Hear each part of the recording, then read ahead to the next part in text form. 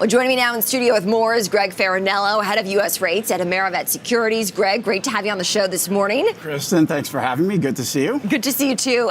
A lot to talk about, and still a government shutdown that has persisted. What does that mean for markets?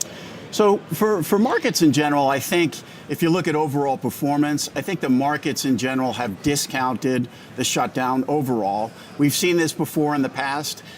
Typically around 8 days, I think, is the average for shutdown. So we're past that.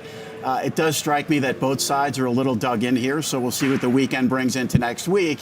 But from an economic perspective, we're not getting the data that we need. So we missed the employment report. This upcoming week, this Thursday, we're due to get the CPI report. Now, if we were to get some resolution before Thursday, we'd not only get the CPI report, but that employment data is in-house. It's just a matter of being released. But we'll have to see. Timing is everything here. But I think what the market is missing more than anything is the economic data. Okay, so economic data, we know we'll get some data points as you referenced, but that next Fed decision obviously at the end of October. What position does that put the Fed in? So I think if you look at the FOMC minutes that we got this week, the Fed seems inclined to continue to still go here. What we did get is the ADP report, which is private payroll numbers, and there is a transition between public sector job growth over the last couple of years to the private sector. That transition is taking time. We're seeing that in the data. So I think they'll lean on that. They'll lean on some other things. But if you look at pricing, we're priced for 25 in October. We're close to being priced for another 25 in December. And if you listen to the FOMC minutes, the majority of the committee is saying we're inclined to continue easing for the remainder of 2025. So I don't think it's going to impact the Fed decision all that much. Yeah, seasonality can be at play right here. We've seen stocks set 33 record closes this year. It's been pretty impressive, Greg. But the path forward, what does that tell you about what could be ahead? So earnings clearly important. Forward guidance. Delta reported good earnings, good forward guidance. We get the banks next week. I would say, like earnings season is always important, but the fact that the government is shut down, we're not getting the economic data. The earnings season, I think, and forward guidance will carry more weight. In terms of equity indices, if you go back, you look at that period in April, a clear inflection point. Even if you go back 25 years, that drawdown. Typically, when you see that type of drawdown that we saw in April, we go on to make new highs. Now we're going on to make even more new highs. So we've been, in general, constructive on markets, credit, rates, equities. Having said that, we can't rule out some consolidation here along the way. But I think the backdrop in general for markets is still very constructive. I do want to talk about what we know about the economy, right? Certainly the jobs data has been worsening, tens of thousands of jobs on a good month, but also losses too, at a time where inflation does remain sticky. What is the lens that you see that through?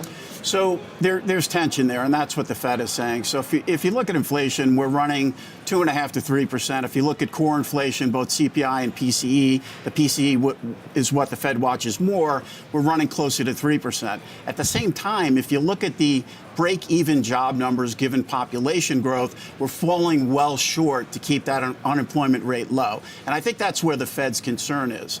Atlanta Fed President Bostic, who's been a little bit more on the hawkish side, came out yesterday. The regional Fed presidents talked to their district. They talked to small, medium-sized businesses. And he sounded a bit of an alarm that he's becoming a little bit more concerned that things may be weakening a little quicker than expected. So short term, my lens, the Fed is going to lean more toward employment than inflation. I think as long as inflation is between 2 and 3% and the employment market remains weak, the Fed is going to continue to ease and have that bias to come down even more. What do we know about seasonality in the fourth quarter and what we could expect these next few months? Well, that's interesting. I mean, seasonality-wise, right now, not the best time. Certainly, as we head into year-end, you could see some profit taking. But I think as we move into 2026, the backdrop, I think, for the economy is good. I do think the job market over time will even itself out. It may take a little bit more time on the private sector as the administration tries to re-privatize the economy. But the backdrop in general for markets, I think, as we head into 2026, I think still looks good. Yeah, and 2026 will be a key year indeed. So in terms of rate cuts beyond this year, do you think that those could be in the cards? Sure. So if you move past the pricing for 2025, if you look at what they call the terminal rate, where is the Fed ultimately going to rest and get to? If you look at the end of 2026, if you look at that pricing, we land right around 3%. 3%, if you look at the summary of economic projections, that is the Fed's estimate of the long-term neutral rate. And that's ultimately, I think, where they want to go. They want to get down to more neutral levels. I think the question is the speed in which they do that. Fed Governor Myron coming out recently saying he wants to get there really, really quick. I think the General Committee, including Chair Powell, is saying we want to get there too. We want to get there a little bit more slowly. Yeah. So we do expect rate cuts into 2026, but we also see the Fed taking a more gradual approach here as the inflation rate remains above their 2% target. Do you anticipate the government will reopen soon? I hope so. Yes, we're waiting on that, indeed, and any developments on that case. But if rate cuts do extend into 2026, as you just outlined there, Greg, do you think that the momentum in equities can continue? I do. If you look at historically, I mean, we've gone through these periods of zero interest rate policy, quantitative easing, all the economy handled. Can markets handle the rate structure that we have right now?